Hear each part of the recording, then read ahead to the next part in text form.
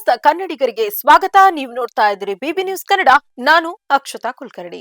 ಚಿಕ್ಕಬಳ್ಳಾಪುರ ಜಿಲ್ಲೆಯ ಶಿಡ್ಲಘಟ್ಟ ನಗರಸಭೆ ಆಯುಕ್ತೆಗೆ ಅಮೃತಾ ಗೌಡಗೆ ಅವಾಚ್ಯ ಶಬ್ದಗಳಿಂದ ನಿಂದಿಸಿ ಬೆದರಿಕೆ ಹಾಕಿದ್ದ ಪ್ರಕರಣ ಕರ್ನಾಟಕದಾದ್ಯಂತ ಭಾರಿ ಸದ್ದು ಮಾಡಿದ್ದು ರಾಜಕೀಯ ಸ್ವರೂಪ ಪಡೆದುಕೊಳ್ತಿದ್ದಂತೆಯೇ ತಲೆಮರೆಸಿಕೊಂಡಿದ್ದ ರಾಜೀವ್ ಗೌಡನನ್ನ 24 ದಿನಗಳ ಬಳಿಕ ಪೊಲೀಸರು ಬಂಧಿಸಿ ಯಶಸ್ವಿಯಾಗಿದ್ರು.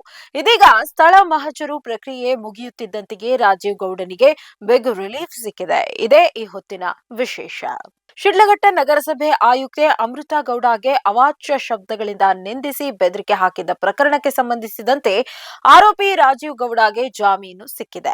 ಮಂಗಳೂರಿನಲ್ಲಿ ಸ್ಥಳ ಮಹಜರು ಮುಗಿಸಿ ಇಂದು ನ್ಯಾಯಾಲಯಕ್ಕೆ ಹಾಜರುಪಡಿಸಿದ್ದು, ಈ ವೇಳೆ ಶಿಡ್ಲಘಟ್ಟದ ಜೆಎಂಎಫ್ಸಿ ಕೋರ್ಟ್ ರಾಜೀವ್ ಗೌಡನಿಗೆ ಷರತ್ತುಬದ್ಧ ಜಾಮೀನು ನೀಡಿ ಆದೇಶ ಹೊರಡಿಸಿದೆ. 50,000 ರೂಪಾಯಿ ಶ್ಯೂರಿಟಿ ಬಾಂಡ್, ಪೊಲೀಸರ ತನಿಖೆಗೆ ಸಹಕರಿಸಲು ಸೂಚನೆ ನೀಡಿದೆ. ಅಲ್ಲದೆ ಪ್ರಮುಖವಾಗಿ ಜಾಮೀನು ಸಿಕ್ಕ ಖುಷಿಯಲ್ಲಿ ಪಟಾಕಿ ಹಚ್ಚಿ ಸಂಭ್ರಮಾಚರಣೆ ಮಾಡದಂತೆ ಜಡ್ಜ್ ಮೊಹಮ್ಮದ್ ರೋಷನ್ ಶಾ ತಾಕೀತು ಮಾಡಿದ್ದಾರೆ. ಬರೋಬ್ಬರಿ 14 ದಿನಗಳ ಬಳಿಕ ಕೇರಳ ಗಡಿಯಲ್ಲಿ ಪೊಲೀಸರ ಕೈಗೆ ಸಿಕ್ಕಿ ಬಿದ್ದಿದ್ದ ರಾಜೀವ್ ಗೌಡನಿಗೆ ಕೋರ್ಟ್ ಮೊದಲು 14 ದಿನಗಳ ನ್ಯಾಯಾಂಗ ಬಂಧನ ವಿಧಿಸಿತ್ತು.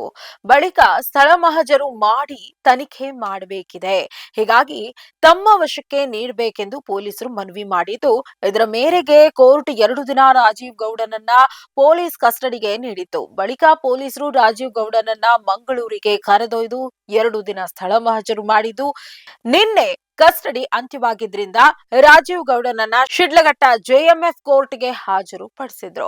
ಮತ್ತೊಂದೆಡೆ ರಾಜೀವ್ ಪರ ವಕೀಲರು ಸಲ್ಲಿಸಿರುವಂತಹ ಜಾಮೀನು ಅರ್ಜಿಯನ್ನ ಕೋರ್ಟ್ ಪುರಸ್ಕರಿಸಿದ್ದು, ಷರತ್ತುಬದ್ಧ ಜಾಮೀನು ನೀಡಿ ಆದೇಶಿಸಿದೆ. ಬ್ಯಾನರ್ ತೆರವು ಮಾಡಿದ ವಿಚಾರವಾಗಿ ಶಿಡ್ಲಘಟ್ಟ ನಗರಸಭೆಯ ಪೌರಾಯುಕ್ತೆ ಅಮೃತಾ ಗೌಡಗೆ ಫೋನ್ನಲ್ಲಿ ರಾಜೀವ್ ಗೌಡ ಅವಾಚ್ಯ ಶಬ್ದಗಳಿಂದ ನಿಂದಿಸಿದ್ದ. ಅಷ್ಟೇ ಅಲ್ಲದೆ ಜೀವ ಬೆದರಿಕೆ ಸಹ ಹಾಕಿದ್ದ. ಈ ಘಟನೆ ಸಂಬಂಧ ಅಮೃತಾ ಅವರು ನೀಡಿದ್ದ ದೂರಿನ ಮೇರೆಗೆ ಶಿಡ್ಲಘಟ್ಟ ಪೊಲೀಸ್ ಠಾಣೆಯಲ್ಲಿ ಎಫ್ಐಆರ್ ದಾಖಲಾಗಿತ್ತು. ಬಳಿಕ ಆರೋಪಿ ಪೊಲೀಸರಿಗೆ ಚಳ್ಳೆಹಣ್ಣು ತಿನ್ನಿಸಿ ತಲೆಮರೆಸಿಕೊಂಡಿದ್ದ. ಇತ್ತ ಪೊಲೀಸರು ಸಹ ಮನೆಗೆ ತೆರಳಿ ನೋಟಿಸ್ ನೀಡಿ ಎಲ್ಲೆಡೆ ಹುಡುಕಾಡಿದ್ದಾರೆ. ಕೊನೆಗೆ 14 ದಿನದ ಬಳಿಕ ಮಂಗಳೂರಿನ ಉದ್ಯಮಿಯೊಬ್ಬರ ಆಶ್ರಯದಲ್ಲಿದ್ದ ರಾಜೀವ್ ಗೌಡ ಕೇರಳ ಗಡಿ ಭಾಗದಲ್ಲಿ ಸಿಕ್ಕಿ ಬಿದ್ದಿದ್ದ. ಇದೀಗ ರಾಜೀವ್ ಗೌಡಗೆ ಷರತ್ತುಬದ್ಧ ಜಾಮೀನು ನೀಡಲಾಗಿದೆ. ಇದಾಗಿತ್ತು ಈ ಹೊತ್ತಿನ ಸುದ್ದಿ ವಿಶೇಷ.